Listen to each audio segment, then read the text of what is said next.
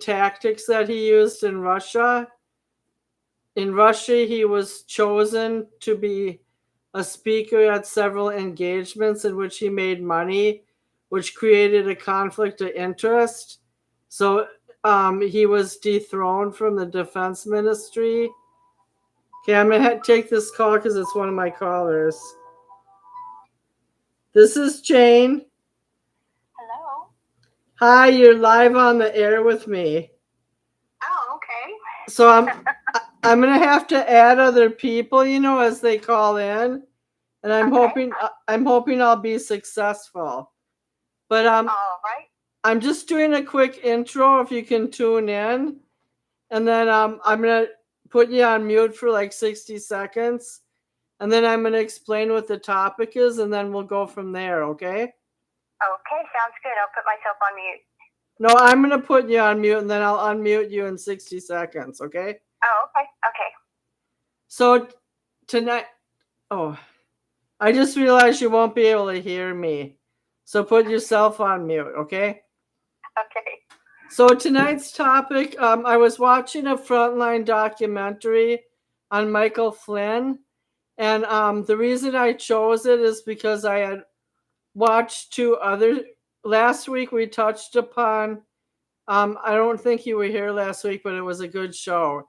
We did a show on voter inequity in 2020 and how Trump started out in this small town in Michigan saying that there was voter fraud, when in reality it was human error and the county clerk forgot to put a name on the ballot. So then I was watching a few of those kinds of episodes about what was the real debate behind the 2020 inequities.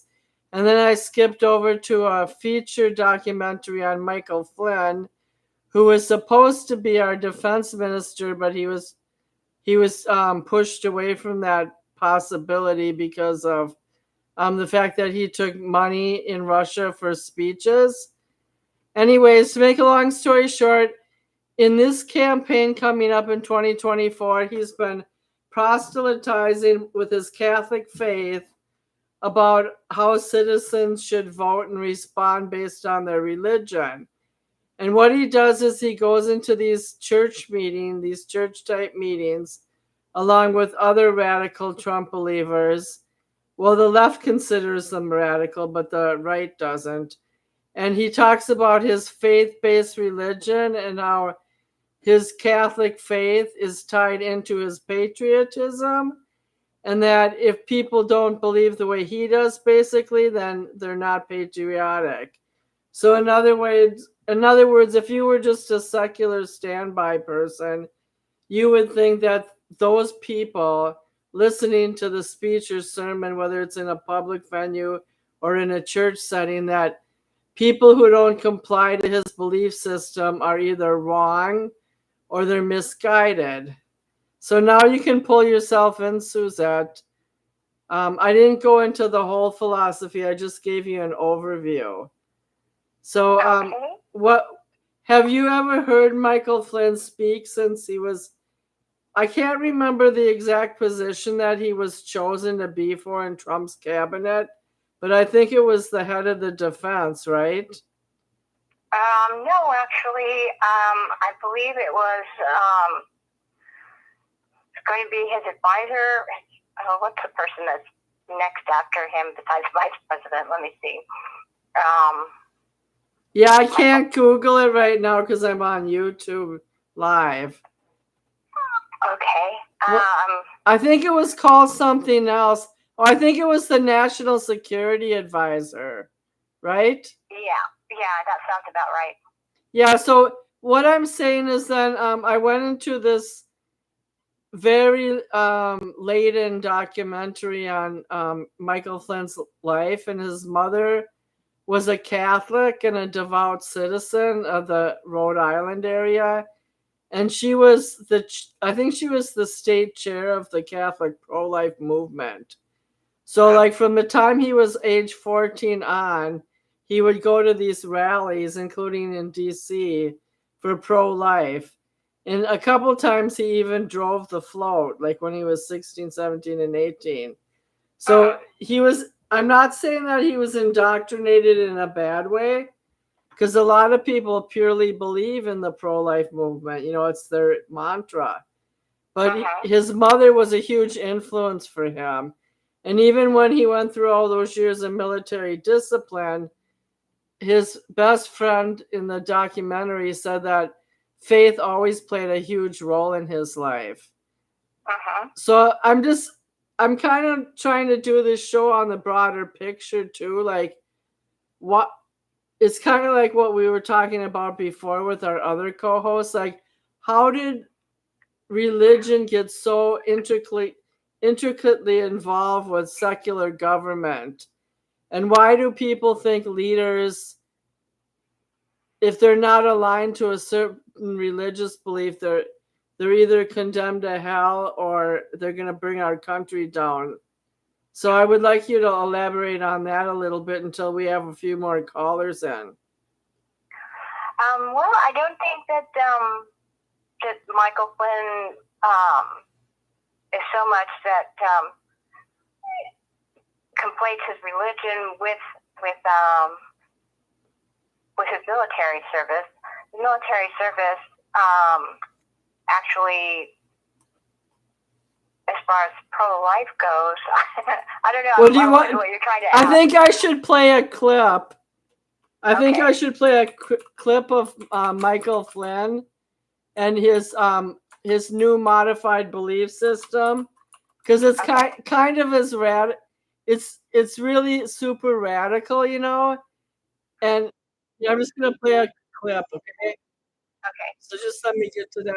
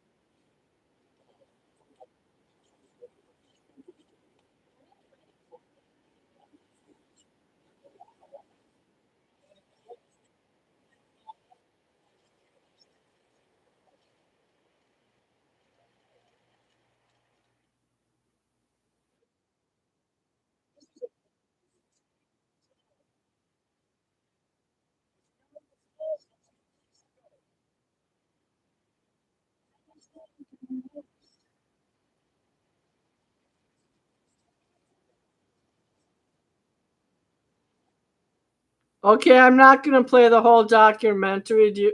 But do you get the idea? Yeah.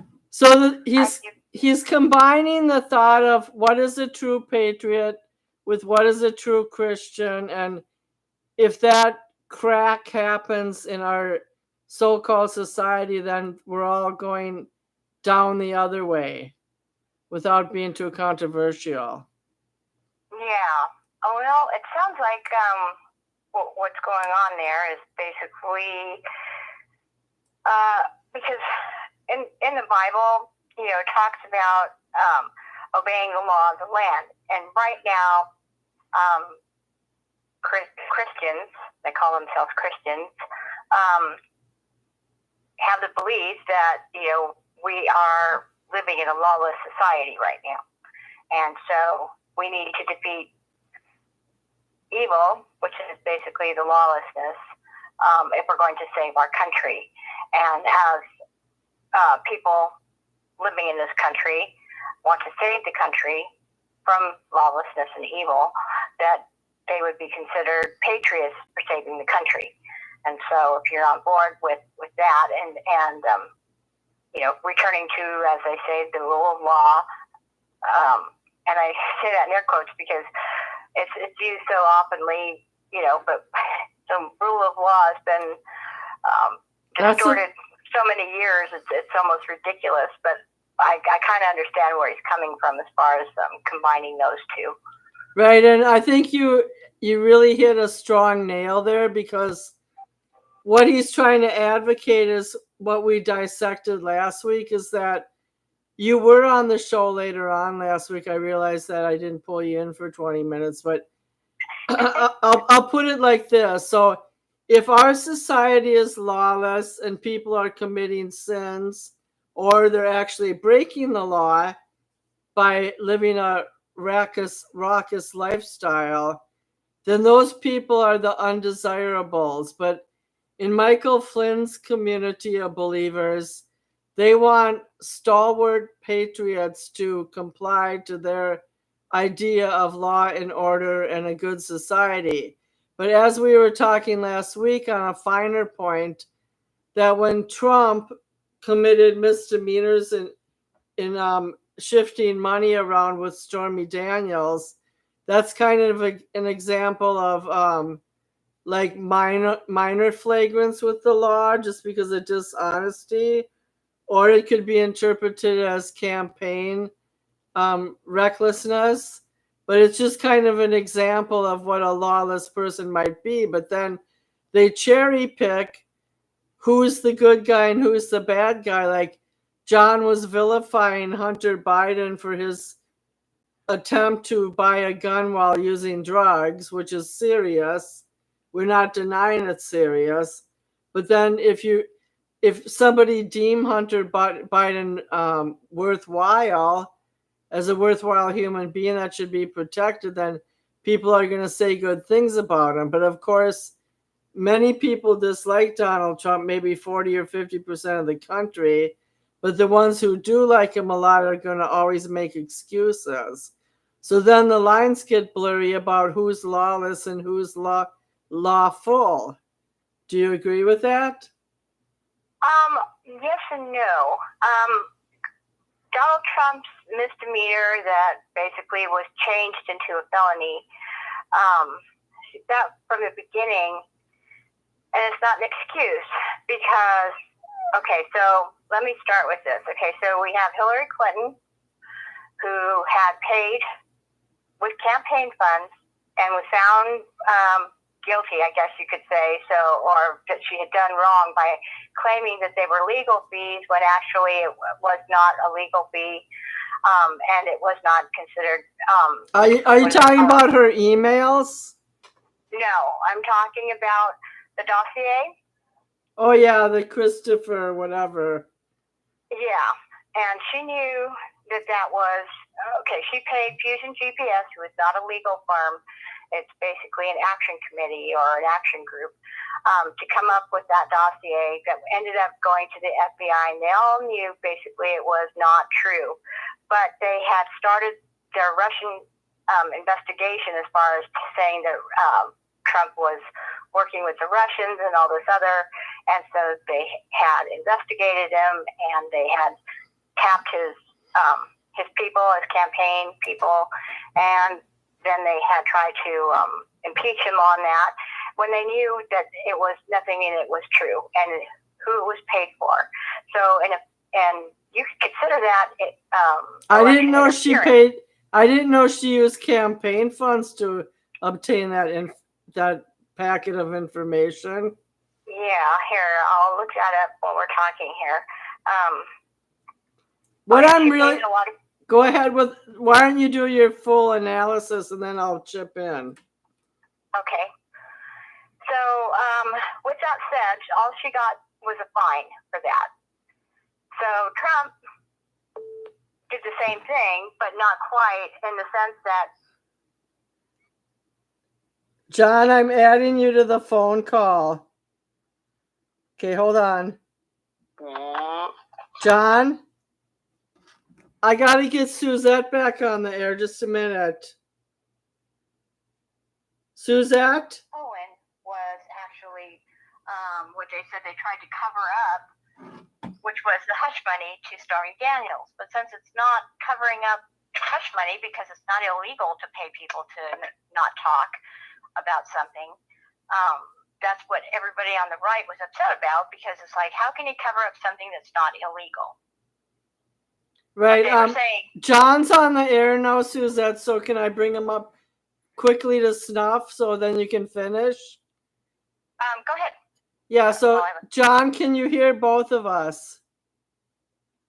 Crystal clear, actually. Yeah, so for the first time in my life, I'm on a conference call on my phone with two different people, and there's either going to be Don or Bianchi. So far tonight, we've analyzed Michael Flynn, the former National Security Advisor, his conversion to radical Christianity, and how he's combined that with campaigning. And John, what we did is we talked about his promotion of patriotism mixed with Catholicism and trying to reinforce the idea of proper patriotism and citizenship. So then Suzette and I got on the phone together, and in the last 10 minutes, we're talking about, she brought out a good point about lawfulness versus lawlessness and how people can be perceived to be lawless or lawful. And then she was using Hillary Clinton's dossier in comparison to Donald Trump's wrongdoing with the other lady, like we discussed a week ago. But she was doing it from the conviction of the on how serious and weighty the crime was. So we're gonna let her finish, and then you'll chip in, John. Okay? One moment, please. Okay. From AP News, and this came out. This was for the 2016 election, and this was Thursday, February 17, 2022. Hillary Clinton 2016 presidential campaign and Democratic National Committee have agreed to pay $113,000 to settle a Federal Election Commission investigation into whether they violated campaign finance law by misrepresenting spending on research that eventually became the infamous Steele dossier. By intentionally obscuring their payments through Perkins Coie and failing to publicly disclose the true purpose of those payments, the campaign and DNC were able to avoid publicly reporting on their statutorily required FEC disclosure forms that the fact that they were paying Fusion GPS to perform opposition research on Trump with the intent of influencing the outcome of the 2016 presidential election, which was the initial complaint, how that read. And so she got in trouble for that.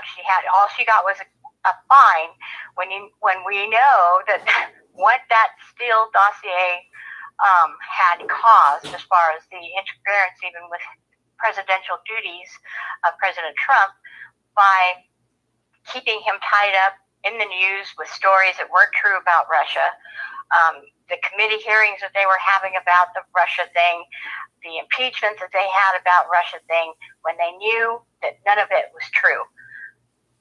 That caused a big deal as far as it could have influenced the campaign against him.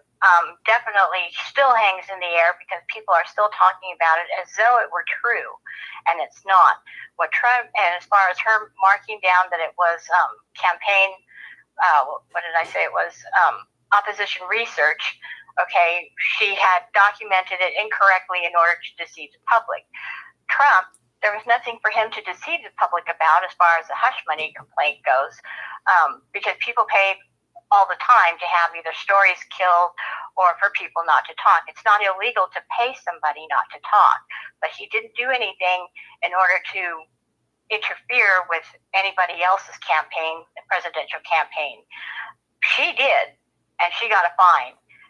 What he did, and now they're talking about, it's the first time, so he may not get jail. He may get jail. This whole trial that they had. I have a quick question though. Mm-hmm. Remember when Steve Bannon was in the picture and he collaborated with the Russians to start a social media campaign and lock her up, Hillary Clinton? Even though that's like smearing someone's name, is that illegal? Smearing her name? Well, not really. And let me just say this: I don't know anything about coordinating with Russia on that. I haven't. It was proven. It was proven the proof was in a documentary I watched, but I don't have the name of the Russians. I don't have that stuff. Okay. Could it be the same Russians that they said that they were going to charge with interfering with the campaign, but they never did, ended up charging because those people were Well, the actually thing is that Zuckerberg got in trouble too, because he allowed on Facebook Russian penetration of an American election, so he got in trouble too. I don't know.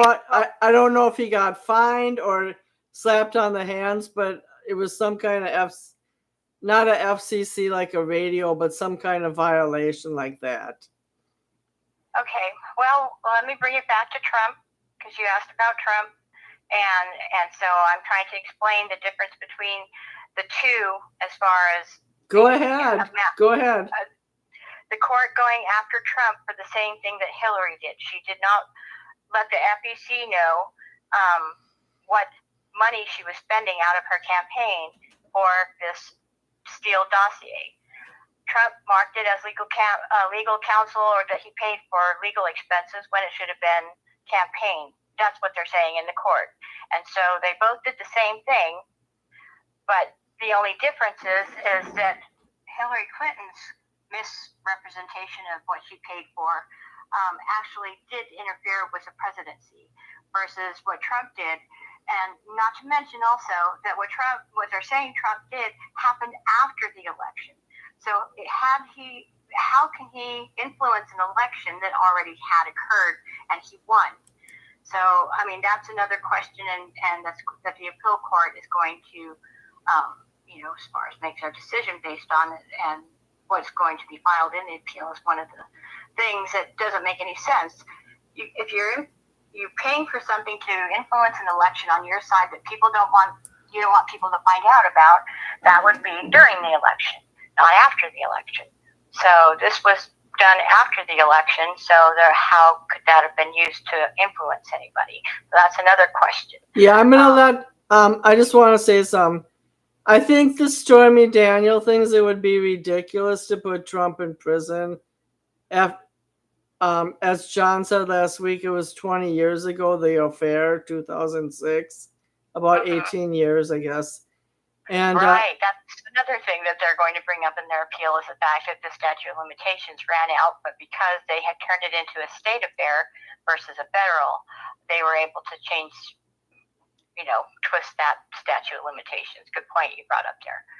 So anyway, so that's the difference between as far as the fairness of what's going on and why the right is having such a hissy fit over it, because they should, because it was unfair just from the get-go as far as that whole court goes and being found with a misdemeanor. Hillary Clinton was not found as a misdemeanor, misrepresented her campaign funds and her expenditures, and she paid a fine, versus Trump having to go through court and, possibly as far as he'll have a misdemeanor or felony or however that's going to work for, a lot less as far as what he paid to Stormy Daniels.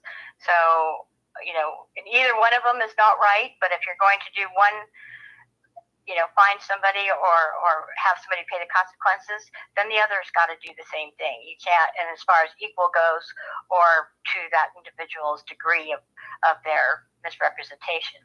But to do one this way and to do the other one, run them through a trial and everything else, that's not fair. Anyway, back to you. Well, thank you for the full explanation, John. Start pitching in right now.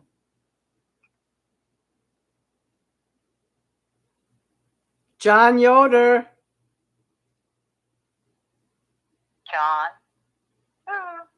John Yoder. Unmute yourself if you're muted.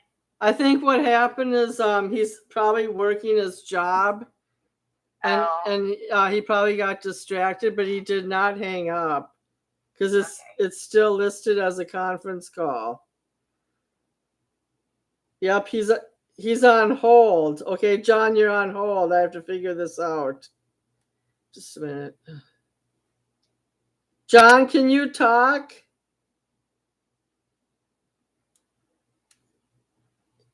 Hit hold again. John, you know what? Let me put you on non-hold. John, can you hear us now? And I took you off hold. I took you off hold. Call back in then, because I don't got time to dilly-dally. Okay, anyways, I think he put himself on hold too. So I'll just go with my line of thinking. So Okay. my whole thing is, why did this get so complicated? Like, and why didn't they already impeached him twice when he was in office. So why did the Stormy Daniels thing come so late in the game? Well, I mean, it's obvious to the right and to reasonable people, even on the left. Just one more thing to keep him tied up from campaigning or anything else, and put him in a bad light. You know, when you hear 82 indictments or whatever it was in the beginning, you know, it's like, ooh, you know, we knew he was up to something. We knew he was a con man, a criminal, this and that. And, you know, when in election season, when you're running up against President Biden, that hurts me, it pains me to say that, but President Biden, since they don't have anything to vote for with him, then they've got to come out with something else. And so you'll hear the right saying, as far as this is the only way that the left can win. They know that they can't outright beat Trump, because when people start to see what it was like under the Trump presidency, and we see what it's like under the Biden presidency, and I'm just going by what's being thrown out there right now. I'm not saying I'm going with any of this. I'm just throwing at what's being reported out there, and this is what the two sides are saying. Is life better under the Trump or under the Biden? And so I think is what they have. I can tell you what I think when you're done. And so, you know, when President Biden gets up there and he talks about, you know, the student loan debt, and then he talks about the Constitution and the rule of law, but yet, since he knew he couldn't get that passed through Congress, he knew, as far as the Supreme Court saying, with his executive order when he did it, can't do this, sorry, it's not within your constitutional powers, then he went and did it through the labor board or something, education board, something else, to where it basically had run around Congress, made a runaround. And then people think that that's so great, but it's not only not great because he subverted the Constitution, which he is supposed to be all about, but also the fact that it was only for government workers. So all the big numbers as far as how many students that he's helped, it's only for government workers. When you read the bill itself, or his initial executive order, and then what that other Board of Education had put out, it's only for federal workers. I have to interrupt you a minute, because I was involved with that. I got about, out of my $160,000 debt, I got about $13,000 forgiven. And then, and part of it happened when they merged. They merged my Mohelia loan with my Navient loan into one consolidated loan under the federal government, and somehow I got $13,000 forgiven. I don't even know if that makes sense, but I was only working for state. I was working for a Duluth Public Schools. I wasn't a federal worker. Okay, so people who also were in certain professions, I guess you could say, that were going to school or completed school, and that would be either in the healthcare field or the educational field, and there was one other field. And so those type of loans had loan forgiveness. Doctors, nurses, EMTs, teachers, you know, professors, whatever, in those type of professions that we are in demand of right now. And so those people also had a certain amount of forgiveness that was given as well. So thank you for reminding me of that. So you didn't necessarily have to be a federal worker, but if you qualified in any of those fields, professions that they're looking for to basically entice to go to school for, or if you have gone to school or are going to school, then they will include you in that. Yeah, I'm not really sure exactly how it worked, but I remember, you know, I listen to NPR a lot when I'm driving back and forth to work. And I remember the first time when Joe Biden's administration was rejected, that they weren't allowed to give the forgiveness as they had planned. And at that time, I think it was around 25% they were going for. Like, let's say your overall loan was 100,000 and you'd get 25,000 knocked off. So then it wasn't until that, then something else happened, like you mentioned, that it was the forgiveness went under a different umbrella. But the fact is that after I consolidated my loans and I worked at a school, and technically I didn't push it far enough. Like, if I would have told them that I had 2 vitreous eye hemorrhages, and I had one actually, but 2 laser surgeries and medical problems and blocked vision, I probably could have gotten a lot more. But I didn't yet because I haven't had time to deal with it. But you're pretty much on the hook. Since I'm still working a lot, I make it between 40 and 50,000 a year. I'm still obligated to pay that loan. Like, I'm not going to get off any hook until I drop only to Social Security. So they don't let you off the hook. You're stuck with them until you can try to pay it all off. Okay. And I'm just talking like I'm a regular. I'm not even blue collar. I'm somewhere between blue and white. But like it's not a joke. Like I just have to get a lawyer or something because I really don't even know what I'm doing with it. But the fact of the matter is that people did not get off the hook, and I got I got less than 10% off the hook. I got like $12,000 to $13,000 forgiven.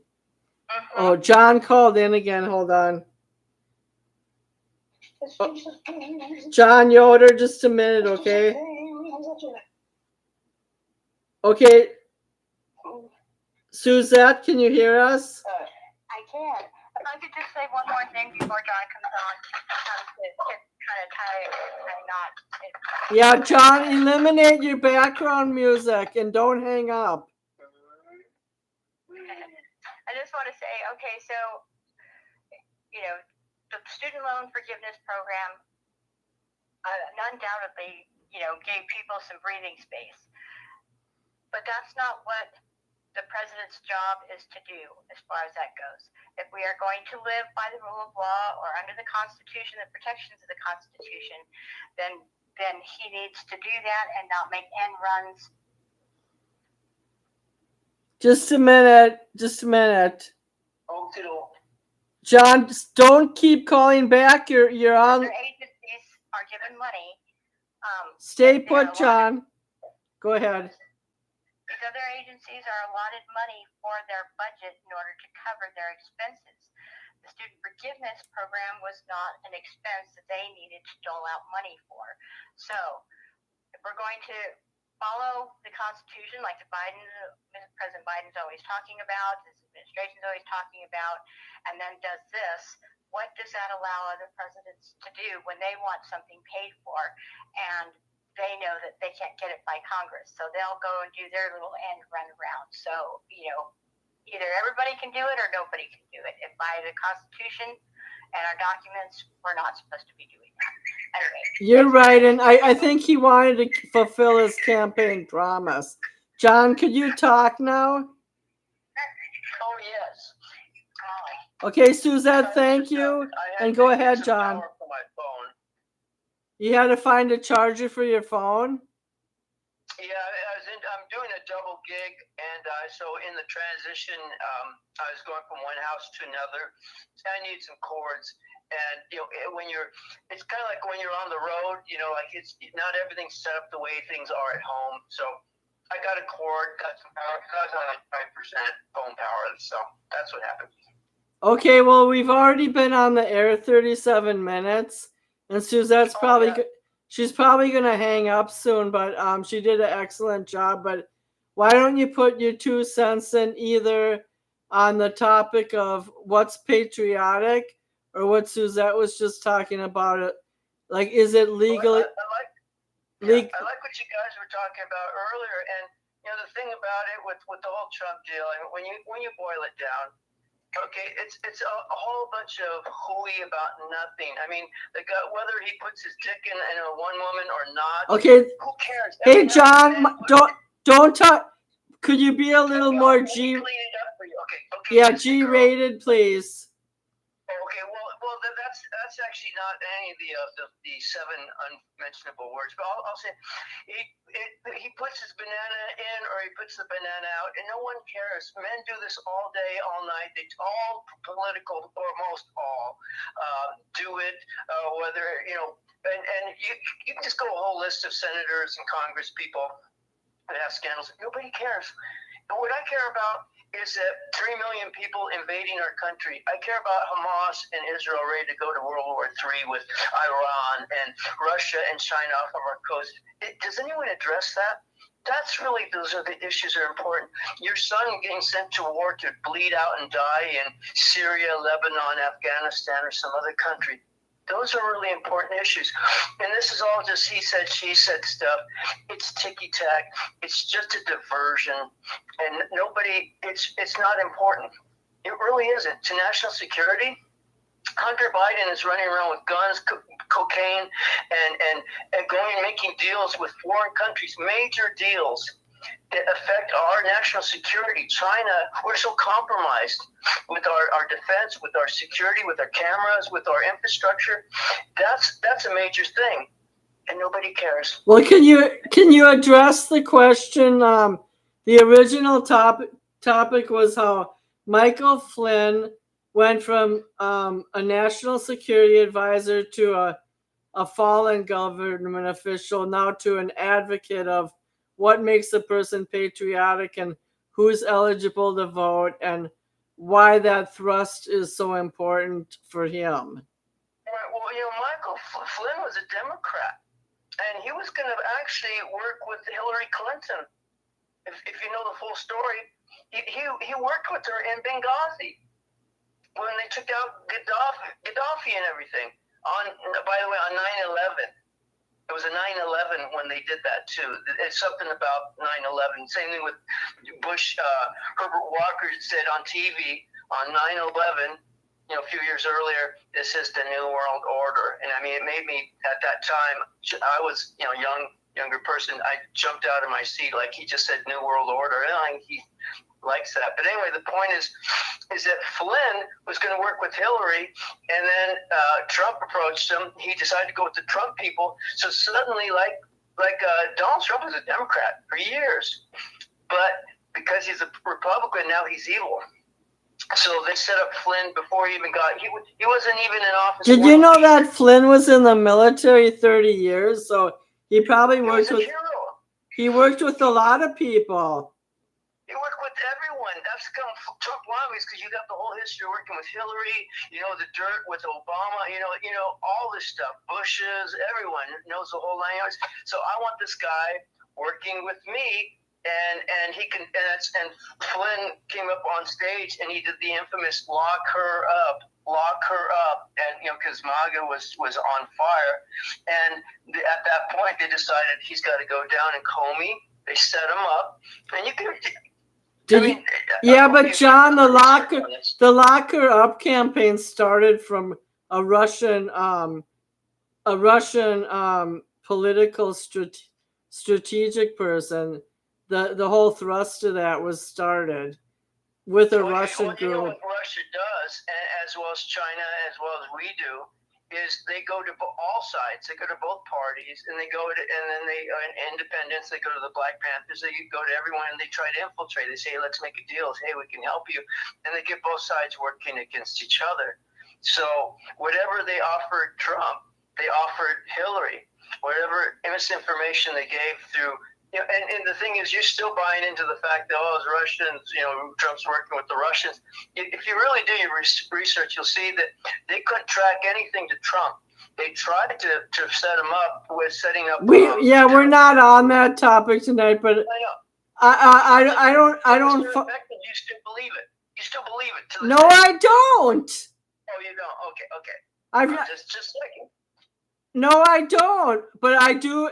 One thing that I watched in a documentary is that the Russians approached Trump about the lock her up thing with Hillary, and they didn't even think it was going to be successful, and it was. Suzette, would you like to jump in, Suzette? They pitched it to Trump, but understand the whole idea of Russian collusion started with Hillary Clinton. She put it in a memo. She said, "This will work. This will distract. Let's do this. Let's use this tool." And she started the whole thing. And to this day, you ask any person, oh, Trump and Putin, they're best friends. Both Hillary and Donald Trump suffered under James Comey. They both got examined by him, and they both had political setbacks by Comey. So they did, but Hillary didn't have 34 felonies. He switched her. She did commit felonies. And he switched it to it was like misjudgment. Why don't you let Suzette talk? Because she just went over that about Hillary. Suzette, just interject. So the question is, because you're throwing liberal bias, why is Trump going down for 34 felonies that were missed? I want to say something, okay? If you're going to be on this show, like do you remember the reason I cut you off last week? You said that me and Don thought a certain way, we did a certain thing. No one's even talked about Trump tonight except for Suzette in the context of what he actually did wrong versus Hillary. So please do not pin any of your liberal gossip on me. The point is, you're anti-Trump. You're an anti-Trumper. That's all right. You can be anti-Trump. Well, it's fine, but I'm just saying, understand your bias, because if they use the same standard with Hillary Clinton, every email that she sent, they would have charged her with a felony. Everything that she deleted. That's how they did Trump. Every little deposit, every time you sign a check, that's a felony. Oh, which was actually a misdemeanor. But okay, Hillary, every time you deleted, that's 33,000. That's 33,000 felonies. You're going to use the same approach. Do you understand? I don't even know. You guys are going to think I'm stupid, but besides not getting proper permission, she used a private server versus a government server. What was the big deal, like, with 33,000 emails? Because she had stuff in there that other people wanted to see, or that the government's supposed to run it through? Well, the thing with having a private server is when you use a government server, because you're a government employee, you go through security classes, classified classes, all of us to know not only how to label the documents, but because you're using the server to deliver those documents via email or however, fax or whatever. I don't even think they use fax anymore, but nevertheless. So those are government records. They're not her records. And by having them sent to her personal server, that is making those records not available to the public, because everything is supposed to be captured in order to have it available for the public, we the people. They're not supposed to have any secrets. And so lots of those 33 emails that are missing are also emails that were involved with the Benghazi issue that was going on, the investigation. Those, since they were deleted, the servers were, I don't know, she destroyed those. She destroyed her phones, did the bleach pit on her computer and all this other. Like, why would she go through that much trouble to delete if they were just emails to Chelsea about her wedding or her baby shower or whatever it was she was talking to her about, she said, if they were just as innocent as that. She claimed, that they were her private emails, and it's like, well, you don't need a server to have a private email. You can have your own personal private email, but any government business is to be conducted on the government servers. And she had her staff sidestep that and use her personal server to send her government information. So Comey had read that they did find classified information on that, on her email, some of her emails that they did get before she was able to delete them, and also on her personal server. And then he claimed, that was reckless, but it isn't anything that any prosecutor would actually, find her and proselytizing. And then they reopened it less than a month before the election. Right. The reason they did work that I would tell you. down with Wieners. Don't worry, John, you'll have a chance. No, I won't. Help me with her name. Wiener's wife, her personal secretary. What was her name? She had a fancy name, I forgot. It had her last name started with a H. Yeah, Huma or something like that. Anyway. Uma Aberdeen. Okay, yes, thank you. So, because of Wiener's indiscretions with his wiener, pardon me. You thought this was bad. Yeah. So I'll tell you, nobody cares what Wiener did with what Hillary did with Wiener, but we only care what Donald did with his wiener. Well, on her computer, he was sending Wiener, her husband, was sending dick pics basically to her computer. He's a complete idiot. That Wiener. Right next to their baby, by the way, in the picture. And so, because there were emails from Hillary to Huma on that computer, they had confiscated it to get the emails off of there because they were looking. They thought that they were new emails that they already didn't have from the previous investigation as far as her going through her server. It turned out that a lot of them were duplicates. And so basically Huma's computer sitting on her desk available to her husband's wiener, and anybody else having, exposed our security because there were top secret and classified documents on there that were being sent between her and Hillary. But again, they swept that under the carpet. Oh, most of those emails were duplicates, and so, she's good, we're good, and that's the end of it. But should I rename the show Hillary's Wiener Schnitzel emails? Oh, I wish I were an Oscar my wiener. Well, John, you can talk now, so you won't think that you're being choked out by liberals. Well, that's okay. I know I'm going to get deleted and muted and thrown off the show again because that's what I say. I speak the truth. Listen to the archive. Listen to the archive and up my ratings on YouTube. Try that. Well, here's the thing: is that did I not speak truth? Did I not speak truth? Tell me. Totally. But what I'm saying is, when I start the thing is, I'll say something and it's never responded to, and that is okay. Every time she smashed the phone, isn't that a felony? Destroying, government information, classified information. So why wasn't she? Where's the outrage, Jane? That we didn't charge her with a lot of people were mad about it, John. A lot of Americans were mad about it. Are you mad about it? For that information. I'm not mad because for a long time I was dismissive of it because I thought, what's the big deal? They're just emails. You still don't know what the big deal is about it. Yeah, I do know the big deal now. The server is critical.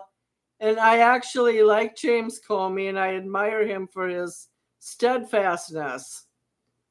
Are you kidding me? I love James Comey. Sue me or punch me through the video because my face is on the screen. Try me. He's the most compromised idiot in Washington, D.C. No, I disagree. He set up Michael Flynn.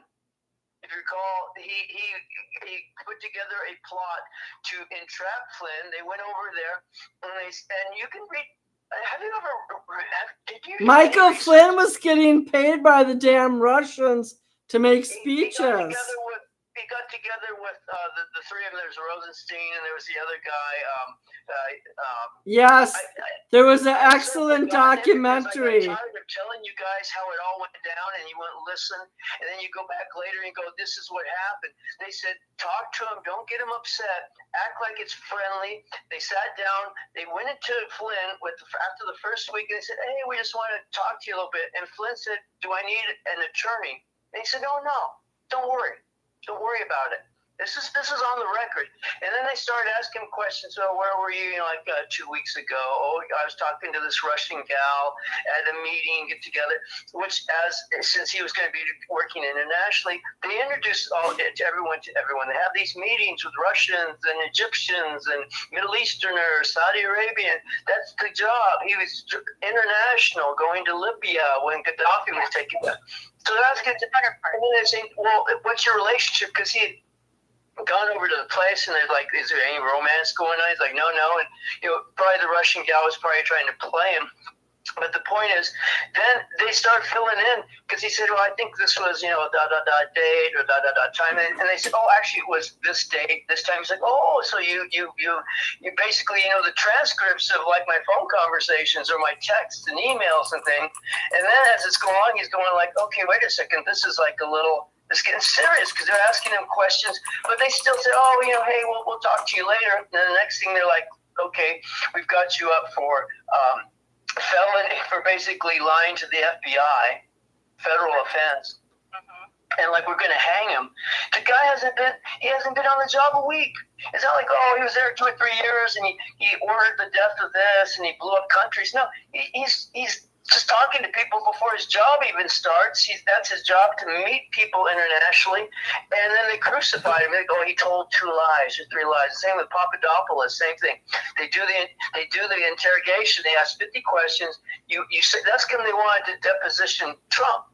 Because it doesn't matter what the truth is. If you say, oh, Donald, is your hair really orange? And he goes, yes. And they go, no, you dye your hair. That's a felony, a federal offense.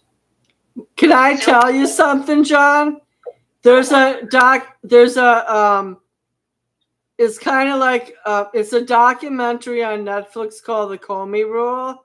And it's a dramatization of Comey's memoir. So in the, I don't know what you want to call it, a docudrama, they glamorize James Comey. And that's how I felt. That's how I fell in love with him. That's how but here's the thing. Remember when we had, let's see, this dog to calm down. This dog is actually, it's a female, and she's humping a doll, if you can believe it. So anyway, it's like, calm down, but so anyway, here's the thing with Comey, Jane. I took you to Yoshinoya. I remember, and you reamed me out. We had lunch. And you know what we did? I read you the transcript that James Comey put under oath. And they asked him, he had all this vivid memory how I met Donald Trump at, 7:45 or whatever, how I went to his house and how he did all these questions. And then Trump said, loyalty is really important to me. Can I trust you or something like that? And he said he felt uncomfortable and that he left and he went to his car and he said, I decided I need to write down these notes so I remember this because this is very important. And then you go to his testimony, and we should have a show on your hero, and we should read off his testimony under oath. He's like, do you remember this? He goes, I don't remember. I'm not too sure. He did the Bill Clinton. He had over 150. I don't know. I can't recall. Don't remember. But yet you wrote everything down in your little journal, Mr. Boy Scout. He dummied up because he knew he would be perjured, and he'd have 150 felony, federal offenses on his testimony because he lied. I have an assignment for next week. I remember when I read off his transcript, and after about 10 minutes, he said, I don't want to hear any more. I was like, this is ridiculous. He's doing the Bill Clinton. As far as I can remember, I don't remember. Slips my memory. Not too sure. It's kind of foggy. I can't say for sure. And let's do a show on your hero, and we will talk.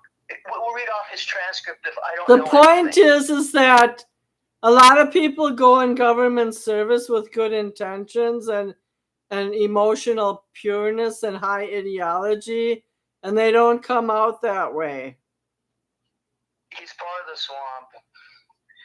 And he started out as a Boy Scout, so who messed him up? He investigated Hillary Clinton. He said, we're doing just a little investigation into her, her 33,000 deleted emails. And he said, for Donald Trump, we're doing Operation Hurricane Crossfire. That's a military. Was that the real word? Huh? Was that the real word? That was Operation Hurricane Crossfire. Jane. Good that there's some scientist. fire burning Christians even on the left. You know, Woohoo! That's what it's called. That's what those things were called. Operation Hurricane, Operation Crossfire. I have a new one. Operation Die for Your Sins / execution. I love it, Jane. But I'm just, with this whole situation with Trump, they want to annihilate him and get rid of him, and it's just at any cost, at any means. It's just like with Hunter. They just did the thing today.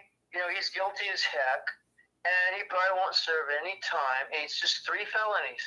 But again, cocaine boy running around with guns around and impregnating strippers, at strip clubs. You know what a compromise of national security that is? John, Children. there must have been some fire-burning Republicans to even get Hunter Biden into a position in the court. Like, somebody didn't give up. He got his due. Actually, he did it himself when he was given the option to take a plea deal. He told the person, he goes, why? He goes, the system works. He goes, I want to go to trial. He didn't want a plea deal because the plea deal did offer, as far as what he was offered, to serve a little bit of time and then he'd get out, it'd be fine, no problem. Because the DOJ had basically twisted them sides, inside out, because for the charges that he was going to be charged with prior to this trial that he just had, he was told that it was federal crime and there wasn't anything that they could do with the sentencing because the sentencing is in stone as far as for this or for this or for this with the federal crimes. And he said, I want a trial. He thought he was going to be able to get out of it. Because he's an attorney. He actually, yeah. So he thought Daddy was going to get him off. Yes, he thought Daddy was going to, because, and I got to say this, because he impregnated that stripper. He went. That's what you're really pissed about. And he was making millions of dollars. He didn't give her a cent, and he denied it. And then she said, well, let's do a paternity. He said, I know it's not mine. And boom, oh, yeah, you are the daddy. And then all suddenly, now she wants to find out what he makes and how much money. So this goes back to the corruption because his money goes through the Biden. What Dad does, Joe does, he works deals, and the money gets funneled. It goes to Frank. He should have done what Trump did. He should have given her hush money. Well, see, you're trying to equate the Trump to them. Trump made his money already with his kids. He didn't need this gig. He's a major brand all over the world. So all he did was take a hit on his businesses and his kids. With the Bidens, they made all their money in government. They've never worked a day. But what I'm saying is that if that Hunter Biden creature would have taken the stripper seriously and realized, yeah, maybe I did impregnate her, then why not pay her $5,000 to $20,000 a month? Like, keep her happy. Well, again, it goes down to that's his son. He's vice president. Even when I worked in the ghetto in Virginia, the baby daddies were smarter than that. They would have paid off the one woman who they got knocked up to keep quiet so they could keep pumping the other woman. Well, let's run this another level. Okay, so Donald Trump's son is running drugs and guns. He's hanging out with strippers. Now he flies over to Ukraine. Now he flies over to Bosnia. He goes over to China. He goes over to they go to Haiti. They go to Saudi Arabia or to Iraq. James Biden, Frank Biden. They're doing billion-dollar land deals over there. We haven't done a show on that. Are they picking up hookers? They're just running scam. They do scam after scam of businesses that fail. The only reason you don't hear about it is Trump succeeds with his Trump Towers and his businesses. And he has had some failures too. But the point is, everything the Bidens do fails. It crashes. But they use a lot of money. Now you're being kind of biased. Like they. No, I'm not. I'm being very factual. Are you saying everything the Bidens do is a failure? Well, that's coming. Tell me a successful business that the Bidens have done. run. They haven't been in private enterprise. They have, like heck. Well, I guess I'd say Jill Biden was a successful educator. You're political scientists. You know nothing. These are the people running the country for 40 years, and they're doing backdoor business deals. Nancy Pelosi's worth $117 million based on $170,000. I know that she's done private business, but guess what? I'm using my phone and my LAN computer for this show, so I can't look anything up. Well, it's okay. We'll set it for a separate show, just corruption in the political. And I'm sure we can look up what's his name? Frozen. What's the speaker? Not the speaker, but Mitch McConnell. Mitch, yeah, Frozen Mitch, the snitch. His wife does big business in China. So did you know that Frozen Mitch, the snitch, was behind getting the Supreme Court to be all conservative? That he worked for 30 years to make it happen? Yeah, but what's conservative today is not conservative. It's swung mid. It's mid to liberal. Okay, I want to throw a question out at Suzette. We've been on the air an hour and 5 minutes, and then after I'm done with that question, we have to make our conclusions. Suzette, why? I grew up in the 60s and 70s, and the abortion issue started becoming popular about 1980. Why are so many Americans obsessed with unborn children when we have living children that are not getting their needs met and poor people are generally condemned? Could you answer me that? Well, I think it's more because, okay, I'll explain both sides. One side says, my body, my choice, okay? But they choose not to keep their legs closed, even though they might be in financial straits at the time. They know more or less when they go out to a bar, they make plans to go out with their friends, there's also going to be men involved. But they don't take the precautions necessary in order to protect themselves. And it's a consensual thing. It's not a rape thing. The rape thing is a very small percentage of the unwanted pregnancies that are out there. And then you have the whole dire straits of whether to choose life, the mother or the life of the child, because the mom got complications with her pregnancy. So setting that aside, those two things, just dealing with the normal woman that's healthy and ends up pregnant and doesn't want the baby because she can't do it with her career right now. She doesn't have money right now. She's not with the guy that she had sex with right now. My body, my choice also is my responsibility, okay? Dude is responsible for himself, but if he's able to basically smooth himself into her vagina, well, then she's got to take responsibility. He's responsible too, but if she's going to claim my body, my choice, if I get pregnant, I can terminate the pregnancy. Pregnancy to the other side is a life, and basically you're playing God when you abort that child for selfish purposes as money. You don't have the money to your career, or you just don't want children. You don't want children, get your tubes tied. That'll take care of that. You can get your tubes tied, from 18 years and up. You don't have to have a hysterectomy, which is like a major surgical thing. Tubes tied is an in and out outpatient procedure, and you're good. I know this because I had one done after my first divorce, because I didn't want any more children to have babies all over the place. After I got divorced, I had my 2 children. I was finished. So what about the woman who got an abortion because she didn't want to upset her parents?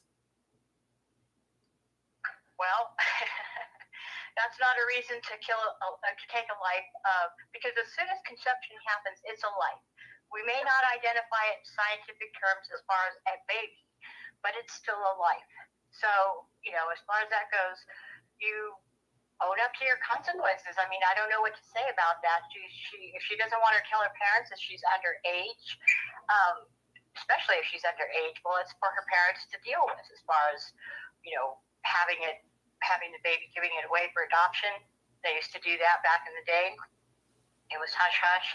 It was Gloria's going on vacation to her grandma to go help her sick grandma for these amount of months, and she'll be back, and then she would give up the baby for adoption.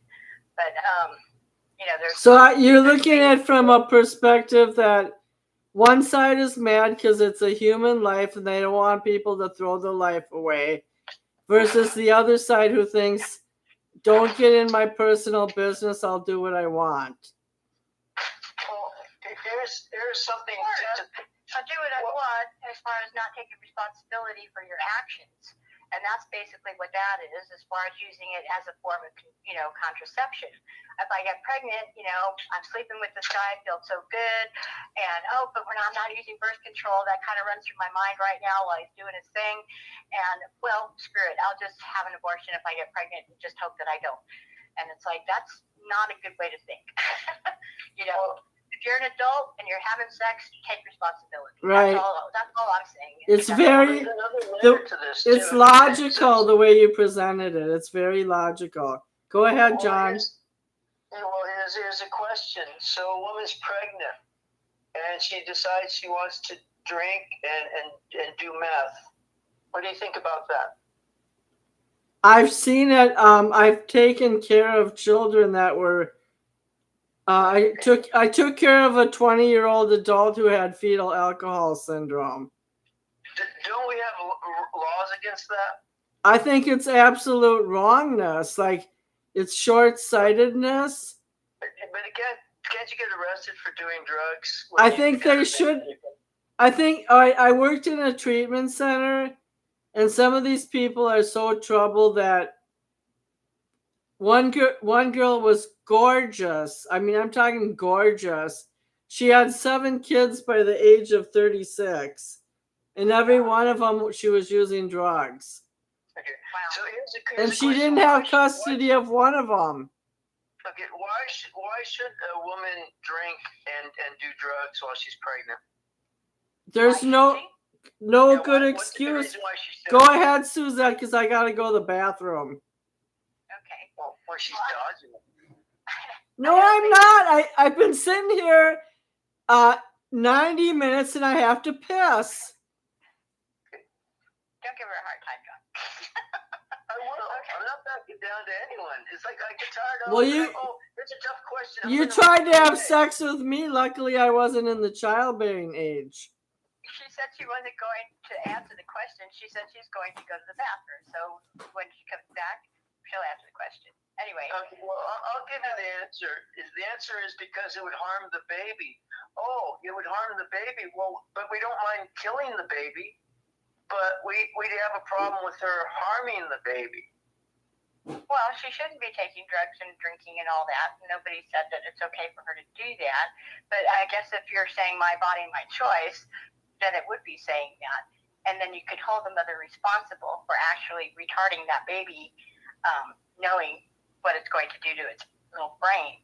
So I think in that case, if there's such, which I'm sure there is, especially today, where women are drinking and doing drugs, and if they get pregnant and their physician determines after they do, I forgot the name of it, where they have, amniocentesis test, and they determine whether the baby's brain is developing normally or not, then at that point the physician can decide to terminate that child after discussing it with the mother. And then should he terminate that child because the brain is just so not developing, it's basically just wet, type thing, then the mother should be held responsible and all right. Which by the way, go to jail. Which by the way says this is for Jane. In the bathroom, many U.S. states have punitive policies in place related to substance use in pregnancy, which may include regarding as potential child abuse or grounds for commitment for being charged with the criminal act. Yep. And so there are laws. Why? Because it's criminal. Yes. To harm the fetus, the baby. So we will kill the baby. That's even a higher form. The second reason is because the taxpayers have to pay for these abortions. These abortions aren't like they make the public support these abortion centers. And third, because there is this liberal ideology that it's okay and people having sex rampantly, we end up with single moms, because sometimes they do change their mind. They keep the baby, so we have a out of control. 70% of the African American community is single mom families, which is 5 times statistically. It's really an emotional argument. Statistically, your baby's or child is going to be 5 or 6 times more in prison, not finish college or not go to college, not even finish high school, and have a terrible job and have a terrible life. And that's just factual. That's not an emotional argument. I was going to bring that up. I'm back now. I will answer your question, but I wanted to mention something. If a woman goes through having a baby, and in certain cultures it's acceptable to have more than one, even if you're not married, then that is going to create more poverty, because they are kind of using the childbirth as a aborted child that old. Right. So at what point do we start defining life? Is it conception? Is it when they have a heart and brain and eyes and feet and they move and they smile or they cry inside the womb? We're going to have to start having respect for life. It's like, oh, I don't want to have a tough life. Yeah, well, I know. Why don't you just kill your 1-year-old baby because you're going to have a tough life? It's like, yeah, that's a decision you make when you have sex. You're making a decision that I have the possibility of bringing life into this world. And now you want me to take away that, I made that choice. Now you want me to not be able to undo that choice. Well, that's, you can terminate that decision. It's called killing that decision. I don't think anyone, I agree with you and Suzette that conception begins, life starts at conception. And nobody should even think about an abortion after 3 months. I'm not condoning or denying it. I'm just saying that after 3 months, forget it. Well, we can favor those who want abortion or not. The point is, there's a God and there's a judgment, so we can disregard that and be a morally bankrupt society. This is a bigger problem than just abortion rights. It's the morality of why are we having sex outside of marriage? Why are kids being told that they're just animals and there's no creator? Well, so Suzette covered that. She covered that while you were off the air, I think.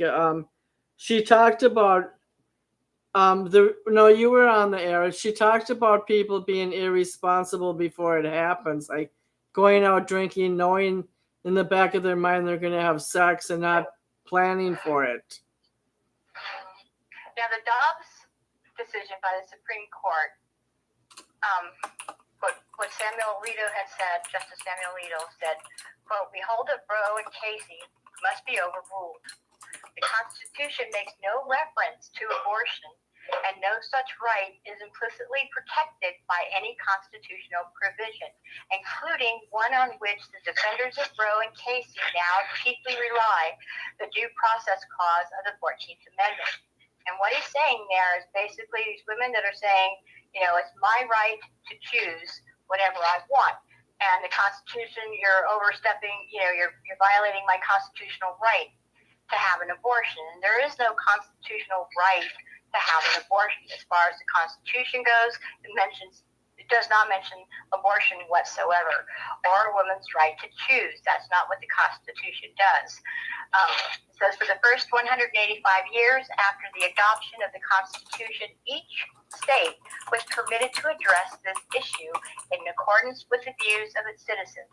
And then in 1973, this court decided Roe versus Wade, even though the Constitution makes no mention of abortion, the court held that it confers a broad right to obtain one. And it did not claim that American law or the common law had ever recognized such a right. And its survey ranged from the constitutionality irrelevant, its discussion of abortion in antiquity, and to the plainly incorrect. Now I'll go down a little bit. I hope we're not. There is a conclusion in here that states that any abortion after 15 weeks, it says up to 15 weeks, let's see, see, the court reviewed the constitutionality of Mississippi's Gestational Age Act, a law banning most abortions after 15 weeks of pregnancy, with the exception for medical emergencies and fetal abnormalities. And it was a divided opinion, but that's what the court had concluded. Basically, you cannot have an abortion, or it would not be legally, permissible to have an abortion after 15 weeks, because basically a 15-week-old baby could survive technically in an incubator, and because of technology that we have today, there's here's a question. When do we believe that a person is dead? Is it when their heart stops and they're no longer breathing, and they have no brain activity? Yeah, basically. Okay, so if there's a child in the womb and it has a heartbeat and it's breathing to the mother and there's activity because it's moving, right? If it didn't have any brain activity, it wouldn't be able to move its legs or anything. Isn't that living? Of course. So what happens when you terminate that and you break up the body in little pieces? You're killing it. It's life, but not necessarily living. But it is. Well, why not? It's breathing. It has a heartbeat. It has brain activity. Well, in the womb. Why are we trying to prove something that we all agree with already? I think we should shift this conversation. We should go back to the original question. We only have 5 minutes left.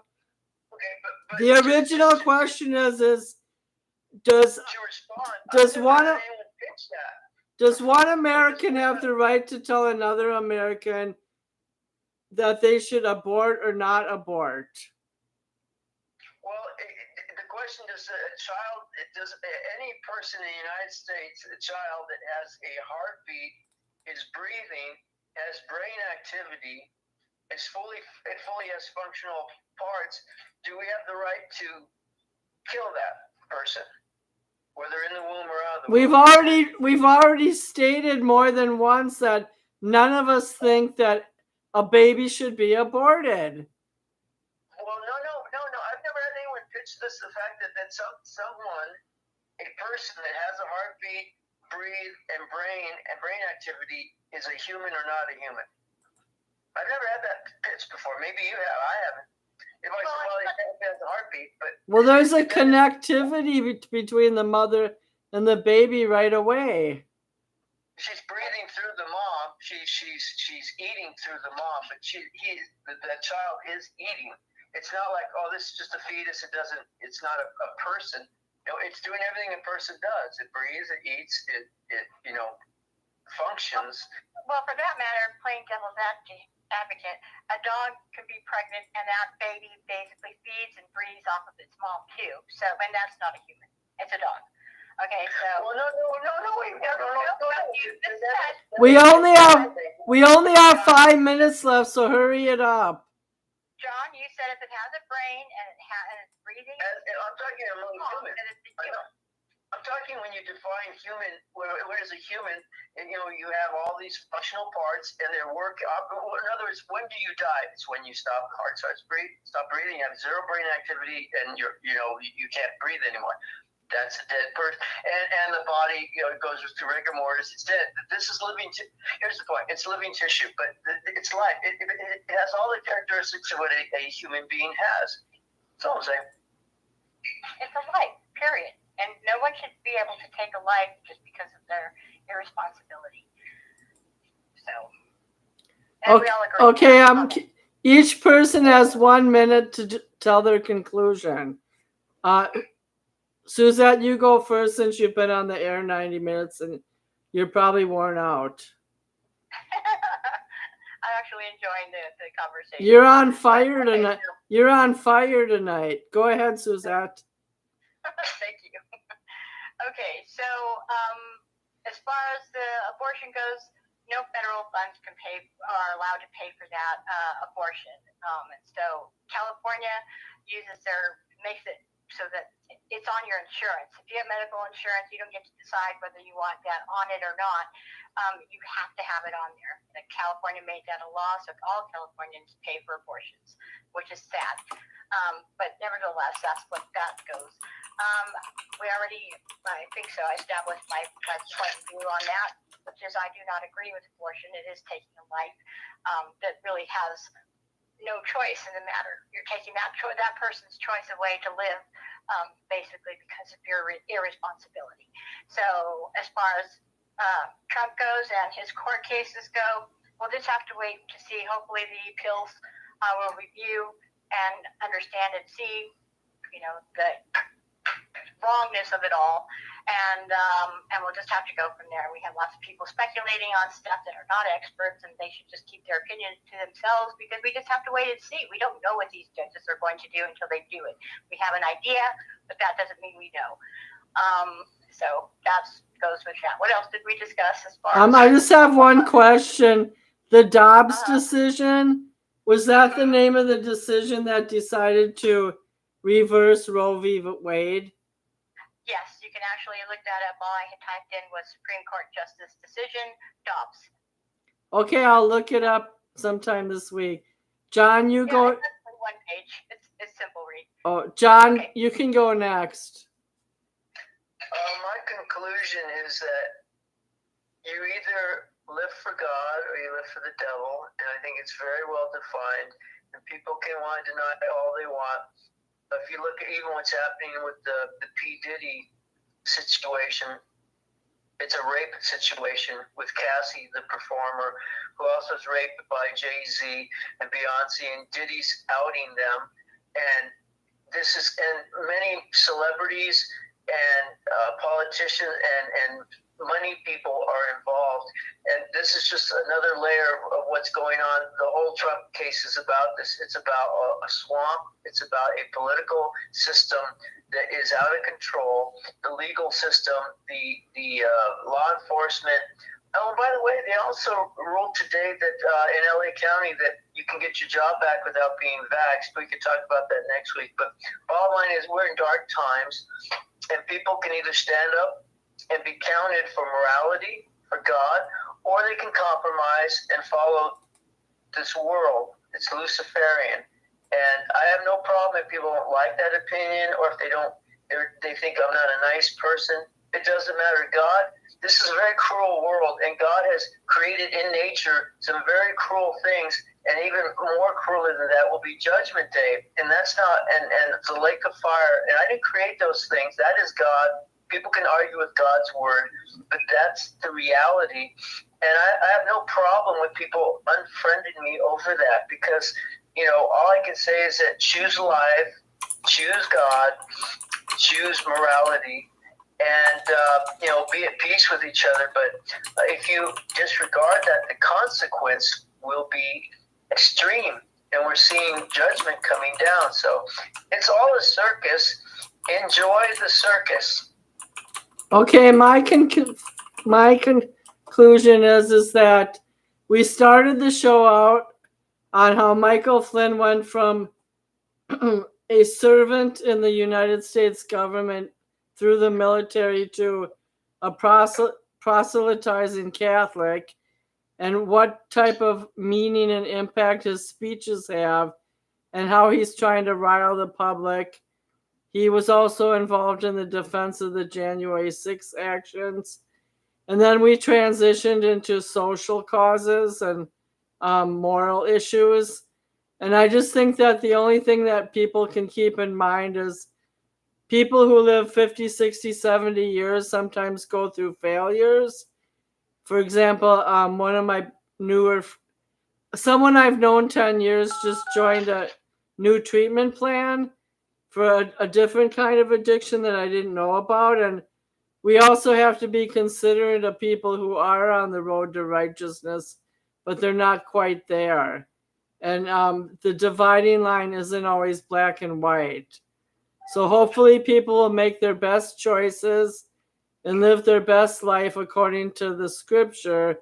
But for those people who never got preached the right message, we need to be a little more calmer and sympathetic. Okay, good night, you guys, okay? Good night, Jane. Good night. Give Lolo a hug. Okay, we played a game tonight. All right, good night, y'all. So I just wanted to say that those are my two friends who are on the line, and they have different viewpoints. One's more center-minded, and the other one infuses religion into politics.